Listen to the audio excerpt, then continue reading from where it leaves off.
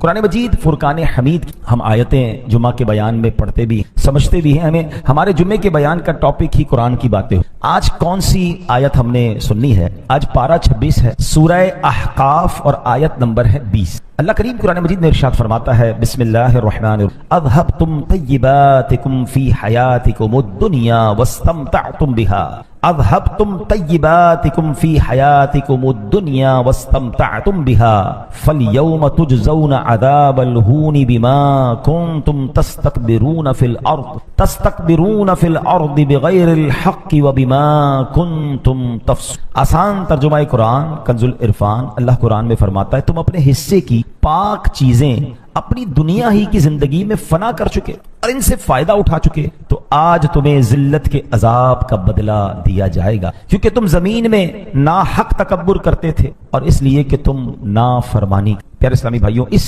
آیت کریمہ میں بات تو غیر مسلموں سے ہو رہی ہے، کیونکہ غیر مسلم روز قیامت جب اللہ کی بارگاہ میں پہنچیں گے، رسوائی ان کا مقدر ہوگی، رحمت سے محروم اور جہنم کے حقدار ہوں گے۔ ان سے کیا کہا جائے گا؟ اذهبتم طیباتکم فی حیاتکم الدنیا واستمتعتم بها، تم اپنے حصے کی پاک چیزیں اپنی دنیا ہی کی زندگی میں فنا کر چکے، ان سے فائدہ اٹھا چکے ہو۔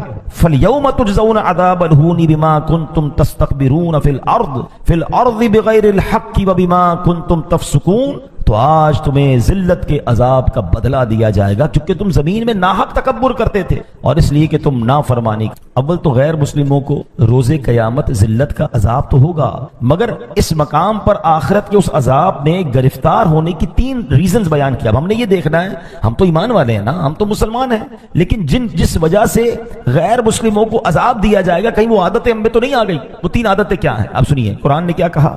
نمبر 1 تکبر، کہ یہ بے ایمان لوگ حق کے مقابلے میں تکبر کریں۔ نمبر 2 اللہ پاک کی نافرمانی کی، کیونکہ ایمان قبول نہیں کی۔ نمبر 3 لذتوں میں مشغول ہو کر سب نعمتیں دنیا ہی میں ختم کر لینا، آخرت کے لیے کچھ بھی نہ بچانا۔ یہ 3 چیزیں ان کے عذاب کا باعث، ان کی سزا۔ اب ذرا غور کیجئے، اس میں ایک بات جو آج ہم ڈسکس کریں گے کہ دنیاوی لذتوں اور عیش و عشرت کو اختیار کرنے پر غیر مسلموں کی مذمت کی گئی اور انہیں ملامت کی گئی۔ اسی لیے نبی پاک علیہ الصلوۃ والسلام، آپ کے صحابہ کرام علیہم رضوان، امت کے دیگر نیک لوگ دنیا کی عیش و عشرت اور جناب صرف لذتوں اور سے کنارہ کش رہتے تھے اور زہد و قناعت والی زندگی گزارنے کو ترجیح دیتے تاکہ آخرت کا ثواب زیادہ ہو، آخرت میں زیادہ برکت۔ اللہ اکبر۔ حضرت جابر بن عبداللہ رضی اللہ تعالیٰ عنہ، یہ صحابی رسول، ایک مرتبہ آپ راستے سے گزر رہے تھے، ہاتھ میں گوشت تھا۔ فاروق اعظم مسلمانوں کے دوسرے خلیفہ رضی اللہ تعالیٰ عنہ نے حضرت جابر کو دیکھا کہ ہاتھ میں گوشت لے کے کہیں جا رہے ہیں، تو پوچھا اے جابر کیا لیے جاتے ہو؟ عرض کیا حضور گوشت کھانے کو جی چاہ رہا تھا، لہٰذا بازار سے خرید لایا ہوں۔ کتنی عجیب اور کتنی کمال کی بات حضرت عمر فاروق اعظم کہتے ہیں کلما اشتہیت شیئا اشتریت، اے جابر تمہیں جب کسی چیز کی خواہش ہوتی ہے خرید لیتے ہو۔ اما تخشى ان تکون من اہل هذه الآیہ، کیا ڈرتے نہیں ہو کہ اس آیت میں جن کا ذکر ہے کہیں ان سے نہ ہو جاؤ؟ پھر کون سی آیت پڑھی؟ اذهبتم طیباتکم فی حیاتکم الدنیا، تم اپنے حصے کی پاک چیزیں اپنی دنیا ہی کی زندگی میں فنا، یعنی جو دل میں آیا خرید لیا، جو دل میں آیا تم نے کر لیا۔ ایسا تو نہیں کہ آخرت کی نعمتیں بچیں ہی نہ، ساری دنیا میں خرچ کر لو۔ یعنی دنیا میں اللہ کی رضا کے لیے سادگی اختیار کرنا، دنیا میں اللہ کی رضا کے لیے خواہشات نفسی کو روکنا، کیونکہ اس میں جب بندہ گرفتار ہوتا ہے نا کہ جو چاہیے کر لیا، جو چاہیے کھا لیا، جو چاہیے پہن لیا، جو چاہے خرید لیا، جب اس قدر وہ دنیا میں گرفتار ہوتا ہے تو ایک وقت آتا ہے کہ حلال و حرام کی تمیز ہی ختم ہو جاتی ہے، کیونکہ اب شوق ہے، ہر چیز لینی ہے، اب نہیں ہے پیسے تو حرام کمائے گا، نہیں ہے پیسے تو معاذ اللہ وہ پھر غلط کاموں کی طرف جائے گا۔ اگر انسان اپنے آپ کو روکنے والا ہوگا تو پھر وہ حرام سے بھی رکے گا۔ کیا خوبصورت انداز ہمارے بزرگوں نے اختیار کیا کہ دنیا کی دولت ہوتے ہوئے، اختیار ہوتے ہوئے بھی اپنے آپ کو دنیا کی نعمتوں میں غرق نہ کیا تاکہ آخرت کی نعمتیں باقی رہیں۔ ایک اور واقعے سے سمجھیے، حضرت عمر فاروق رضی اللہ عنہ ایک بار شام گئے، ملک شام، آپ امیر المومنین تھے، آپ کے لیے بہت لذیذ کھانا تیار کیا، ایسا لذیذ، اتنا جس کو کہنا لگژری کھانا، آپ نے کبھی دیکھا ہی نہیں تھا ایسا پہلے۔ تو حضرت عمر نے فرمایا ھذا لنا فما لفقراء المسلمین الذین ماتوا وهم لا يشبعون من خبز الشعیر، یہ کھانا ہمارے لیے ہے تو ان محتاج مسلمانوں کے لیے کیا تھا کہ جو اس حال میں فوت ہوئے کہ انہوں نے جو کی روٹی بھی پیٹ بھر کے نہیں کھائی. تو آپ کو حضرت خالد بن ولید نے جواب دیا لہم الجنہ، ان کے لیے جنت ہے. وہ تو کم کھایا انہوں نے، دنیا کو اتنا ان کو نعمتیں نہیں ملی، صبر کر کے چلے گئے، ان کے لیے جنت ہے. یہ سن کر فاروق اعظم کی آنکھوں سے آپ کہتے ہیں لئن کان حظنا من هذا الحطام وذهبوا بالجنة لقد باینونا بونا بعیدا. کاش ہمارے لیے دنیا کا حصہ چند لکڑیاں ہوتی، وہ محتاج مسلمان اپنے حصے میں جنت لے گئے. ہم میں اور ان میں بہت ابھی کیسی بات ہے. فاروق اعظم جیسی شخصیت جو 100% جنتی ہیں، جن کو تو نبی پاک نے دنیا میں جنت کی بشارت دی، وہ تڑپ رہے ہیں کہ وہ غریب لوگ، وہ فاقہ کش، وہ اللہ کی رضا پر راضی رہنے والے جنت لے گئے. ہمارے اور ان میں بڑا فرق ہے. مگر آج ہمارے پاس تھوڑا ہو تو ہمیں تکلیف ہو جاتی ہے، ہم کسی کے مال کو دیکھ کر پریشان ہو جاتے ہیں. حالانکہ اللہ کو پسند یہ ہے کہ بندہ دنیا میں سادہ زندگی گزارے، جو ملے اس پر قناعت کرے، زیادہ کی ہوس نہ کرے، کیونکہ جنت کی نعمتیں ہیں نا. لیکن آج تو ریس لگی ہوئی ہے، اس نے گاڑی لی تو میں نے لینی، اس نے موبائل لیا میں نے اس سے اچھا لینا، اس نے گھر بنایا مجھے اس سے اچھا بنانا ہے، اور نہیں ہے تو پریشان ہے. یہاں میں غریبوں کو جو جن کو اللہ نے تھوڑی سی نعمتیں کم ملی ہے نا، میں ان کی تسلی کے لیے حدیث سناتا ہوں. اتنی کمال کی حدیث ہے، وہ غریبوں کے لیے، تنگ دستوں کے لیے تو تحفہ ہے، مگر مالداروں کو ہلا دیتی ہے اگر کوئی سمجھدار ہو. حدیث کا خلاصہ یہ ہے کہ جو اللہ کے تھوڑے دیے پر راضی ہو جاتا، ذرا غور سے سنیے، جو اللہ کے تھوڑے دیے پر راضی ہو جاتا ہے، اللہ بھی اس کے تھوڑے عمل پر راضی. یا اللہ، آپ سمجھے اس کا معنی ہے؟ اگر اللہ نے تھوڑا دیا ہے اور بندہ راضی ہے، اللہ کی رضا پر راضی ہے، قیامت کے دن اگر اس کے عمل تھوڑا ہوا نا، اللہ اس پہ راضی ہو جائے. یہ سودا مہنگا نہیں ہے، ہم تو ہیں ہی تھوڑے عمل والے، اللہ نے جتنا دیا. اچھا کچھ لوگ ہیں جن کی زندگی غربت میں اور سادگی میں گزر رہی ہے مگر وہ راضی نہیں ہے. شرط کیا ہے؟ اچھا بندہ کہہ رہا ہے یار کیا کروں بھائی، جینا پڑے گا، پریشان تو ہوں لیکن بس کاش مجھے بھی مل جائے، میں تو پریشان، مجھے ملا ہی کچھ نہیں. تو یہ راضی رہنا نہ ہوا نا. اللہ نے تھوڑا دیا تو بندہ اس کو راضی رہ گیا، اللہ تو نے جو دیا میں اس پر راضی. تو جو لوگ غربت میں زندگی گزار رہے ہیں ان کو کرنا یہ کہ راضی رہیں. اللہ نے دیا، اللہ جتنا چاہے گا آگے عطا فرما دے گا، لیکن راضی رہے تو اللہ تھوڑے عمل پر راضی ہو جائے گا. مگر اس روایت کو اگر الٹا کر لیں، اس کا اپوزٹ سمجھیں کہ پھر جس کو زیادہ دیا ہے اور قیامت کے دن اس سے زیادہ عمل مانگ لیا گیا تو اس کا بنے گا کیا؟ تو زیادہ کی خواہش تو لوگ کرتے ہیں مگر کیا اعمال زیادہ ہوتے ہیں؟ بلکہ یہاں تو معاملہ الٹا ہے.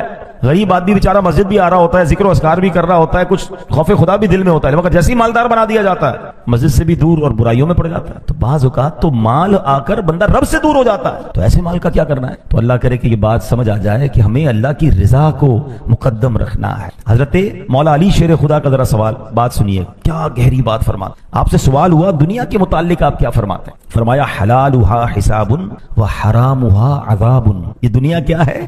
کہتے دنیا کی حرام چیزوں پر عذاب ہے اور حلال نعمتوں کا روز قیامت حساب ہوگا. یعنی دونوں صورتوں میں ہم مشکل میں ہے نا. عذاب تو اللہ معاف کرے، اللہ سے ہم دعا کرتے ہیں ہم میں سے کسی کو بھی عذاب نہ ہو، حرام کمانے والے کو تو عذاب ہوگا، مگر ایسا نہیں کہ حلال آپ کو ملا تو اس کا حساب نہیں ہوگا، حساب اس کا بھی ہوگا.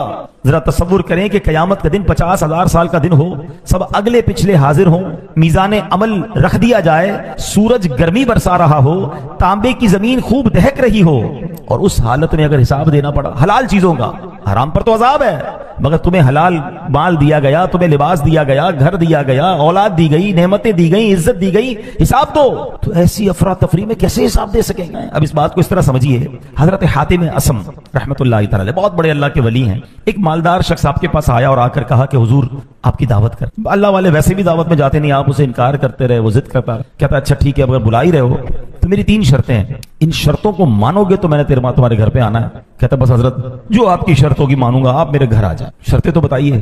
فرمایا پہلی شرط یہ ہے جہاں چاہوں گا وہاں بیٹھ. سوچنے لگا بزرگ ہیں، بڑا سا صوفہ، بڑا سا تخت نہیں، کوئی چٹائی بچھا دوں گا، اگر کہیں گے تو قالین بچھا دوں گا. کہ ٹھیک ہے حضور. دوسری شرط جو چاہوں گا کھاؤں گا. وہ مالدار آدمی تو اس نے کہا حضرت ہو سکتا ہے کوئی پرہیزی کا کھانا کھاتے ہو، بہت سارے کھانے بنا دوں گا. تو حضرت کو جو کھانا ہوگا وہ کھا لیں گے. پھر اس کے بعد جو کہوں گا وہ کرنا پڑے گا. تیسری شرط یہ. کہتا ہے نماز کی بات کریں گے، نماز کھانا وانا کھا کے کوئی تبلیغ کریں گے، کوئی دین کی بات کریں گے، سن لوں گا اور ہو سکے گا تو عمل بھی کر لوں. کہتا حضرت تینوں شرطیں منظور. اب جب حضرت نے اوکے کر دیا، ڈیٹ فکس ہو گئی، اس نے پورے شہر میں اعلان کر دیا، بڑے بڑے لوگوں کو بلایا کہ مبارک ہو میرے گھر پہ حضرت حاتم اسم رحمۃ اللہ تعالی علیہ آ رہے ہیں. بڑی شاندار دعوت، طرح طرح کے کھانے، زبردست قسم کا اس نے پوری تیاری کری. لوگ آ گئے، حضرت حاتم اسم رحمۃ اللہ تعالی کا انتظار. آپ جیسے ہی آئے جہاں جوتے پڑے تھے نا لوگوں کے، وہاں حضرت حاتم اسم بیٹھ گئے. حیران کہ حضرت ساری دعوت آپ کے لیے سجائی ہے، سارے لوگ آپ سے ملنے آئے ہیں، میں نے اسٹیج بھی لگایا ہے، میں نے قالین بھی بچھایا، حضور آپ آگے آ کے بیٹھے. حضرت نے فرمایا شرط کیا تھی پہلی؟ جہاں چاہوں گا وہاں بیٹھوں گا. میں بیٹھ گیا ہوں، اپنی مرتا کیا نہ کرتا، جوتے والی جگہ پہ حضرت بیٹھ گئے. کھانے کا ٹائم ہوا، کہا حضرت اب کھانے کے لیے تو آ جائیں۔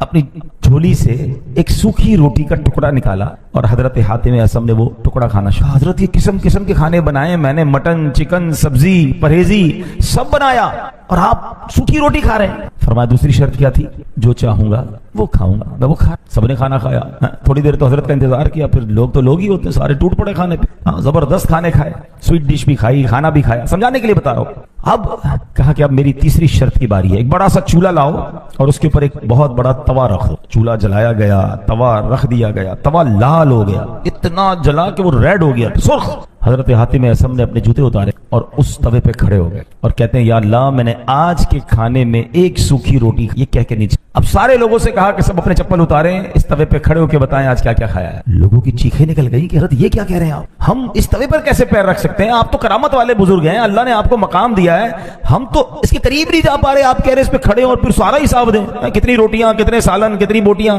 کتنی سویٹ ڈش، کتنے پانی، کتنے شربت، اتنی دیر میں تو جل کے خاک ہو جائیں گے، ہم نہیں کر سکتے۔ اب اللہ والے تھے نا۔ اب جو حضرت حاتم اصم نے جواب دیا، actually this is the message, ذرا غور سے سنیے۔ آپ نے فرمایا اے لوگو، تم سے اس توے پر کھڑے ہو کر جو دنیا کی آگ سے تپا ہوا ہے، ایک دن کے کھانے کا حساب نہیں دیا جا رہا۔ قیامت کے دن کون سی کرامت آ جائے گی تمہارے پاس جب زمین تانبے کی ہوگی، سورج 1 میل پر ہوگا، آگ برسا رہا ہوگا، اور ایک دن کے کھانے کا نہیں، ساری زندگی کا حساب دے گا۔ کیسے دو گے حساب؟ لوگ دھاڑے مار مار کے رونے لوگ۔ پھر حضرت حاتم اصم نے سمجھایا کہ توبہ، زندگی ایسی گزارو کہ اللہ کی بارگاہ میں شرمندگی نہ ہو۔ حلال کمانا بڑی بات ہے، مگر اس حلال کو حلال جگہ پر خرچ بھی تو کرنا ہے نا۔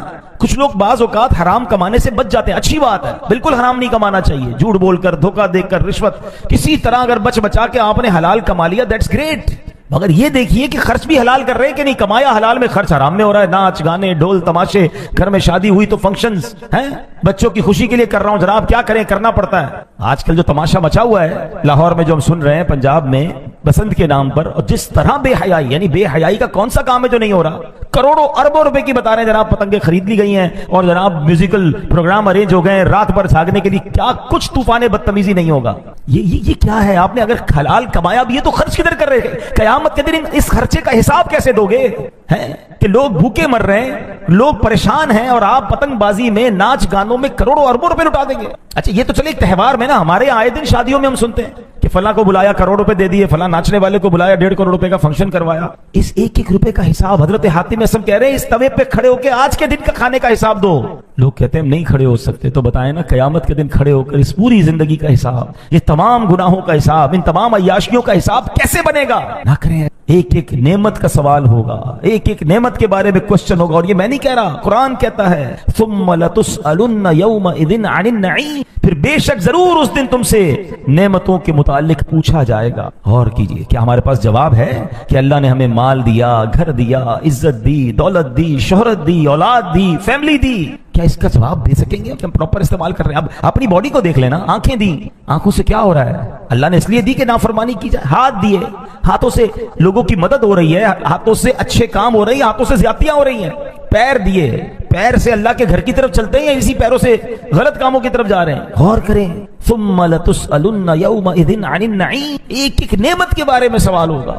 کاش ہم نعمتوں کو صحیح استعمال کرنے والے بن۔ اے میرے پیارے اسلام بھائیوں، آپ نے سنا کہ غیر مسلموں کو یہ کہا جائے گا کہ تم نے دنیا میں نعمتیں یوز کر لی، آخرت کے لیے کچھ بچا کر نہیں رکھا۔ کہیں ایسا نہ ہو کہ بس دنیا دنیا، یہاں کی لذت، یہاں کی چیزیں، اور بندہ یہاں ایسا غرق ہو جائے کہ پھر آخرت کے لیے اس کے پاس کچھ نہ بچے۔ ایک بار مسلمانوں کے دوسرے خلیفہ حضرت عمر فاروق اعظم رضی اللہ تعالیٰ عنہ بارگاہ رسالت میں حاضر ہوئے، دیکھا کہ ایک چمڑے کا تکیہ ہے جس کے اندر کھجور کی چھال ہے۔ سرکار علی وقار علیہ السلام، اللہ کے حبیب علیہ السلام، اس تکیے سے ٹیک لگائے خردرے بان سے بنی ہوئی چارپائی پر لیٹے ہوئے ہیں، بڑی سی، جس کو خردرا ہوتا ہے نا، اس کی ڈوری جو ہوتی ہے، کورس فائبر کارڈز ہوتی ہیں، خردرے بان کی وہ بنی ہوئی چارپائی ہوتی ہے۔ چارپائی پر کوئی بستر بھی نہیں تھا، کوئی کپڑا بھی نہیں تھا، اس ڈوریوں پر، اس رسیوں پر جو خردری تھی، پیارے آقا لیٹے ہوئے تھے۔ جب نبی پاک علیہ السلام چارپائی سے اٹھے نا، تو آپ کے جسم پر اس چارپائی کے نشان بنے، جن کے لیے کائنات بنائی گئی، وجہ تخلیق کائنات ہے، جو ریزن آف دا اول کریٹ۔ ہم کہتے ہیں نا زمین و زمان تمہارے لیے، مکین و مکان تمہارے لیے، چنین و چنا تمہارے لیے، بنے دو جہاں تمہارے لیے۔ ویسے نہیں کہتے، یہ حدیث قدسی اللہ فرماتا ہے، لولا کلما خلقت الافلاق، اے محبوب اگر تمہیں نہ بناتا تو یہ چاند سورج یہ آسمان نہ بنا۔ سارا جہان بنا حضور علیہ السلام کے لیے، اور حضور کیسے کہ ایسی چارپائی پہ آرام کر رہے ہیں کہ جسم پر نشان ہو گئے، خردرا چھال کا، کھجور کی چھال کا تکیہ حضرت عمر نے دیکھا تو آپ کی آنکھوں سے نبی پاک علیہ السلام اپنے صحابی کو، اپنے عاشق زار کو، حضرت عمر کو روتے دیکھا تو فرمایا اے عمر کیوں روتے ہو؟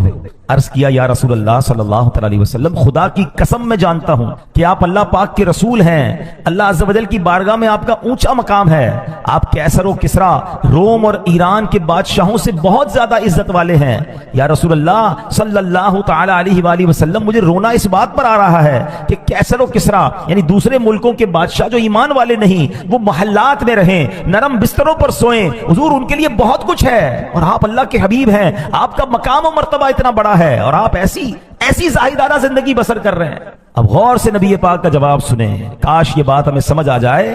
نبی پاک فرماتے عمر کیا تم اس بات پر راضی نہیں کہ ان غیر مسلموں کے لیے دنیا ہے اور ہمارے لیے آخرت؟ یہ بات سمجھنی ہوگی، یہ دنیا ہمارا ٹھکانہ نہیں، ادھر مل جائے یہ بھی مل جائے وہ بھی مل جائے، یار ویسا گھر میرا کیوں نہیں، ایسا بستر میرا کیوں نہیں، ایسی گاڑی میری کیوں نہیں، ایسی لگژری لائف میری کیوں نہیں، اسی چکر میں مر گئے ہم۔ ہمارے لیے نہیں ہے، ہمارے لیے آخرت ہے اور ادھر کی نعمتیں۔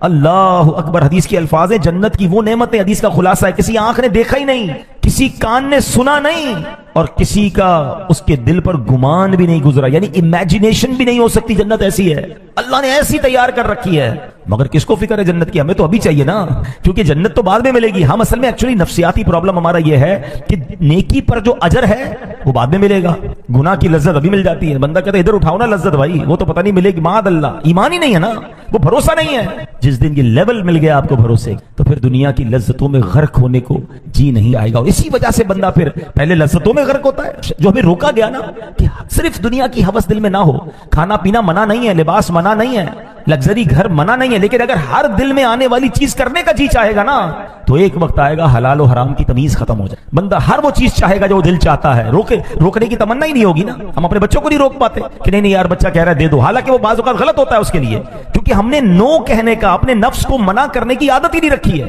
اور اس کی وجہ سے پہلے حلال لذتوں میں، اور ایک وقت آتا ہے کہ پھر نقصان دہ لذتوں میں، اور ایک وقت آتا ہے پھر حرام لذتوں میں بندہ پڑ جاتا ہے اور آخرت کی جو نعمتیں ہیں اس سے دور ہو جاتا ہے۔ اور نبی پاک کی شان کیا ہے؟ نعت کے اشعار سب کو یاد ہے، سلام اس پر کہ جس نے بے کسوں کی دستک، سلام اس پر کہ جس نے بادشاہی میں فقیری کی۔ یہ بات سمجھنی ہے۔ کچھ لوگ ہوتے غریب فقیر، ان کے ہاتھ میں نہیں ہوتا امیری، مگر میرے آقا وہ ہیں جو بادشاہ ہیں اور بادشاہی میں فقیر۔ اختیار تھا آپ کے پاس، خود فرماتے علیہ الصلوۃ والسلام کہ میں چاہوں تو یہ پہاڑ سونے چاندی کے بن کر میرے ساتھ چلنا شروع ہو جائیں، مگر حال کیا ہے؟ سلام اس پر کہ جس کے گھر میں چاندی، سلام اس پر کہ سادہ بوریا جس کا بچھونا تھا۔ ہوتے ہوئے بادشاہی میں فقیری کرنا، یہ سرکار دو عالم علیہ السلام، کاش یہ بات کہ ہوتے ہوئے بندہ سادہ لائف گزارے، اپنے نفس کو قابو رکھے، یار ہر وہ چیز نہیں کرنی جو دل چاہ رہا ہے، اس کو روکے گا اللہ نعمتوں میں، آخرت کی نعمتوں میں اضافہ فرما رہا ہے۔ آپ کو چاہ رہا ہے یار میں نے بہترین خرچ کرنا ہے، تھوڑا کم کر کے کسی غریب کا بھلا کر اللہ کی راہ میں جمع کرا دیں کہ چلیں یار دین کے راہ پہ خرچ کر رہا ہوں، آخرت میں ملٹی پلائی ہو کر مل جائے گا۔ یہ انداز اختیار کریں انشاءاللہ، اس سے آپ کہتے ہیں نا بندے کی چادر کے اندر پیر پھیلائیں گے، آج کے دن اچھے کل دن ڈسٹرب ہو گئے تو پھر جن لوگوں کی عادت ہر چیز لینے کی، ہر خرچ کرنے کی، خدا نہ خواستہ جب ہاتھ تنگ ہوتا ہے تو بڑی تکلیف میں آتے ہیں، اور جو عقل مند مالدار ہوتا ہے وہ اپنے آپ کو اس اسٹیبلٹی کے ساتھ رکھتا ہے کہ اللہ نہ کرے کبھی آمدنی کم بھی ہو گئی تو زندگی میں کوئی بڑا اثر نہ آئے، وہ سادے کھانے، سادے لباس، سادہ زندگی، کم خرچ والی، میانہ روی والی گزارے تاکہ جناب لائف اسٹیبل رہے۔ اور اگر پیسے اللہ نے زیادہ دیے ہیں، کچھ لوگ کہتے ہیں یار ہیں تو خرچ نہ کریں، ارے بھائی خرچ کرنے تو اسی پیسے کو جنت کے آخرت کے اکاؤنٹ میں جمع کرا دو نا۔ آپ کو اپنے بچوں کی شادی پر کروڑوں روپے خرچ کر کے اور اللہ کو ناراض کرنے والے کام کرنا کیوں ضروری ہیں؟ ایک صاحب مجھے ملے، بڑے اچھا ان کا ذہن ہے، ہمارے رشتہ داروں میں سے، اللہ نے ان کو بہت نوازا ہے، وہ جب بھی بچے کی شادی کرتے ہیں ایک ہی پروگرام کرتے ہیں، حالانکہ لوگ 15 پتہ ایک مہینہ شادیاں چل رہی ہوتی ہیں، شادی شروع ہوئی ہے ختم ہی نہیں ہو رہی، یہ نائٹ تو وہ نائٹ تو وہ کھانا تو وہ بے حیائی، وہ ناچ، لا حول ولا قوت الا باللہ۔ تو میں نے ان سے پوچھا یار آپ ایک ہی پروگرام، کمال کا جواب دیا، کیا کروڑوں روپے خرچ کر سکتا ہوں مگر وہ پیسے بچا کے اتنے ہی پیسوں میں کچھ غریب بچے بچیوں کی شادی کر۔ فائدہ کیا ہوتا ہے کہ جن کی شادی کرواتا ہوں نا وہ ساری زندگی میرے ان بچوں کے لیے دعا کرتے ہیں جن کی ابھی شادی ہوئی ہے، تو میرے ان بچوں کی لائف بڑی اچھی گزرتا ہے۔ سبحان اللہ، کروڑوں روپے انہوں نے بھی خرچ کیے مگر بقیہ پیسے جنت کے اکاؤنٹ میں بھی جمع ہو گئے، وہاں ملیں گے بھی واپس انشاءاللہ، اور جن کی زندگی بن گئی، کتنا اچھا طریقہ ہے۔ کاش کی ذہن بن جائے کہ اگر جہاں مجھے زیادہ خرچ کرنے کو جی چاہ رہا ہے کریں، مگر اس میں جو حرام چیزیں مائنس کریں اور اس کی جگہ پر وہی پیسے اللہ کی راہ میں دے دیں، کسی غریب مسلمان کو دے دیں، اس کا گھر بنا دیں، اس کی شادی کروا دیں، وہ جب تک اس میں جیے گا آپ کے وارے نہیں آنے ہو جائیں گے نا۔ تو یہی تو سمجھنا ہے کہ ہر دل میں آنے والی چیز کرنے کی جب عادت ہوگی نا تو ایک وقت آئے گا کہ ایسے حرام میں مبتلا ہو جائیں گے. اور یہی بچے ہمارے ضد کر کر کے بعض اوقات حرام کاموں میں پڑتے ہیں نا, کیونکہ آپ نے منع تو کبھی کیا ہی نہیں, بیٹا جو چاہیے لے لو, ہے بچی آپ کو جو چاہیے لے لو, جہاں جانا ہے چلے جاؤ, جدھر داخلہ دینا ہے داخلہ لے لو. حالانکہ دیکھا نہیں جا رہا کہ اس سے اس کی اخلاق, اس کے اعمال, اس کی آخرت اور سب سے بڑھ کر ایمان برباد ہو سکتا ہے. اب تو پہلے سنتے تھے کہ جناب لڑکے جاتے ہیں بیرون ملک میں پڑھنے کے لیے, اور اب یہ مثالیں مل رہی ہیں کہ اکیلی لڑکیاں جا رہی ہیں پاکستان مسلمان کے گھروں کی.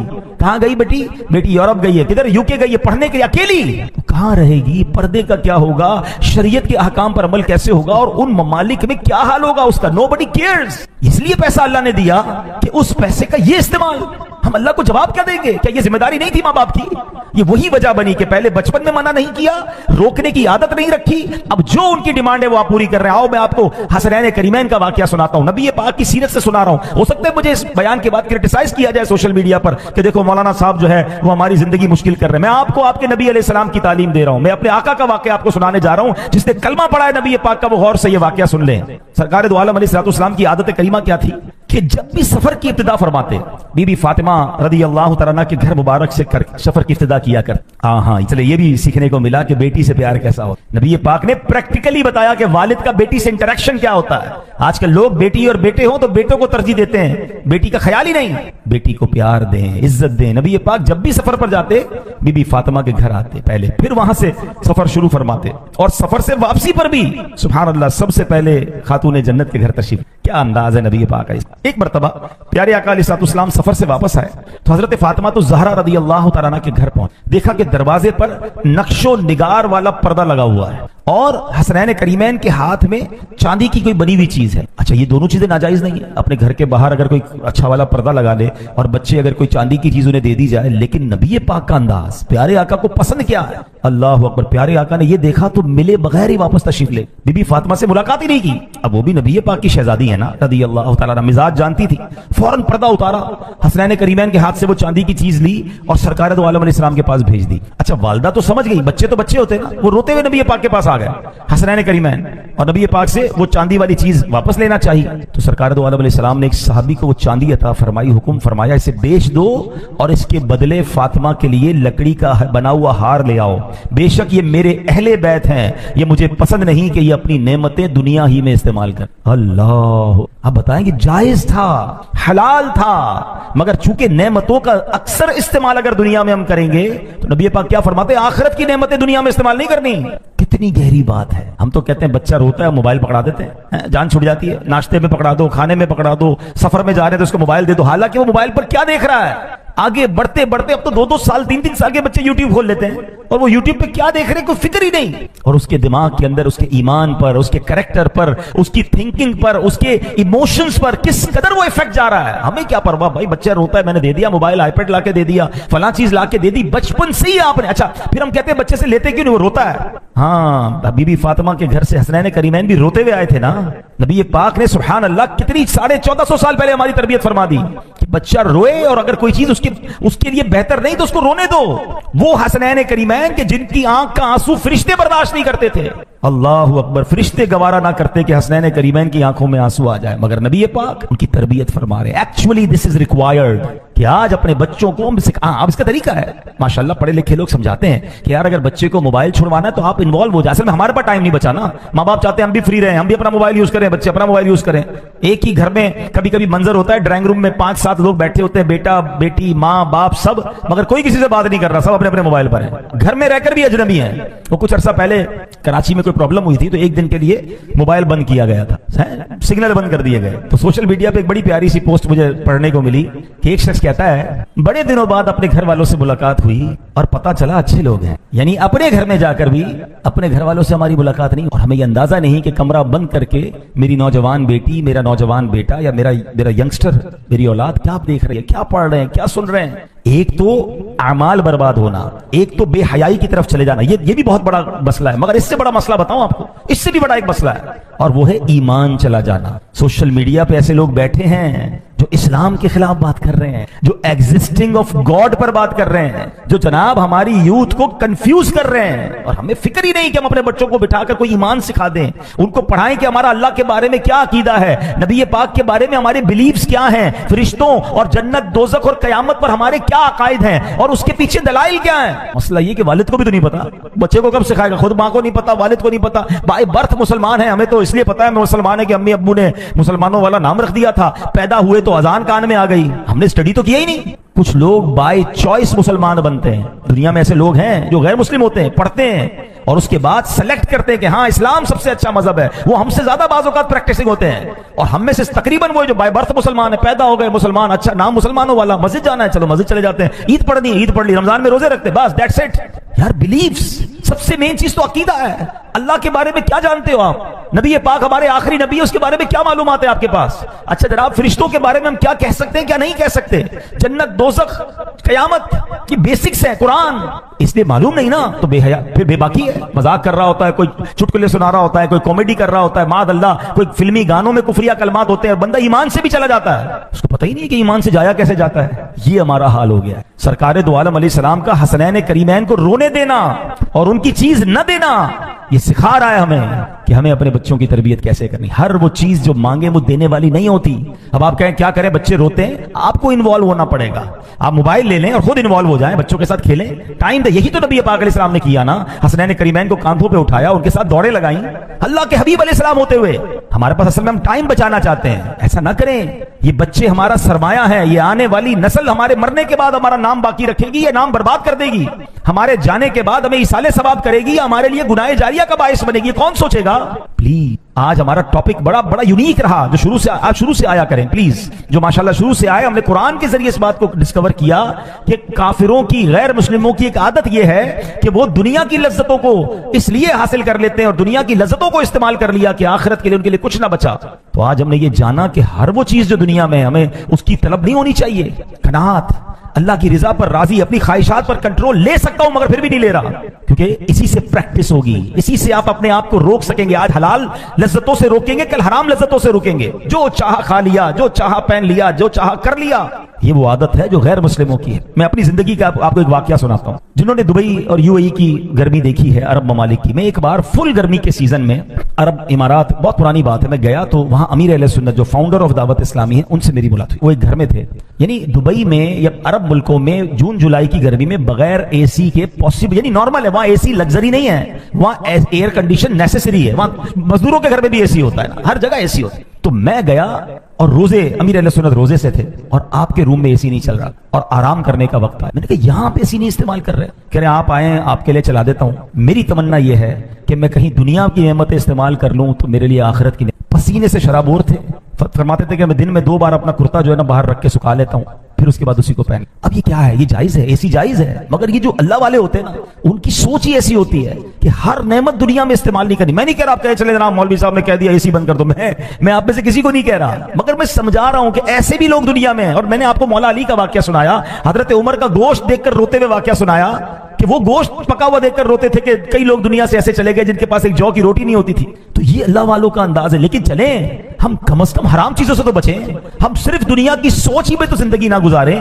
ایک آخری حدیث سنا کر اپنی بات ختم کرتا ہوں. اور ہم میں سے بہت سارے ایسے لوگ ہیں جن کی صبح ایسے ہوتی ہے. نبی پاک فرماتے من اصبح والدنیا اکبر ہمہ, جس نے اس حالت میں صبح کی کہ اس کا سب سے بڑا مقصد, الٹیمیٹ گول دنیا ہو, تو پھر اس کا اللہ پاک کی رضا اور قربت سے کوئی تعلق نہیں. اللہ پاک اس کے دل میں 4 چیزیں پیدا کر دیتا ہے. نمبر 1, ایسا غم جو کبھی ختم نہ, ایسی مشغولیت جس سے فراغت نہ ہو, ایسا فقر جس کے بعد خوشحالی نہ ہو, ایسی امید جو کبھی پوری نہ ہو. صبح اٹھے اور فکر دنیا ہو, الٹیمیٹ گول صرف دنیا ہو. سچ بتائیں 90% لوگ, شاید اس سے زیادہ ہی لوگ ہوں گے جو صبح اٹھنے کے بعد ایک ہی فکر ہے, آج جاب کیا کرنی ہے, بزنس کیا کرنا ہے, پیسے کدھر سے اٹھانے ہیں, کاروبار کیا کرنا ہے. یعنی صبح سے شام تک زندگی کا مقصد ایک ہے. جو صبح اٹھ کے فجر نہیں پڑھتا تو اس کا پہلا گول تو ختم ہو گیا نا. حالانکہ ماشاءاللہ جو صبح اٹھ کے پہلے فجر پڑھتا ہے اس کا مطلب اس کا ultimate goal start of the morning اللہ کو راضی کرنا ہے, سجدہ کرنا ہے, عبادت کرنا ہے. وہ نماز کا ٹائم دیکھ رہا ہے, وہ جناب الارم رکھ رہا ہے کہ فجر بھی جانی چاہیے, اور جس کی فجر ہی چلی گئی اور اب صبح اٹھ کے دنیا ہی ہے. اور سچ بتائیں یہ 4 آفتیں جو حدیث میں بتائیں آج ہو نہیں گئی.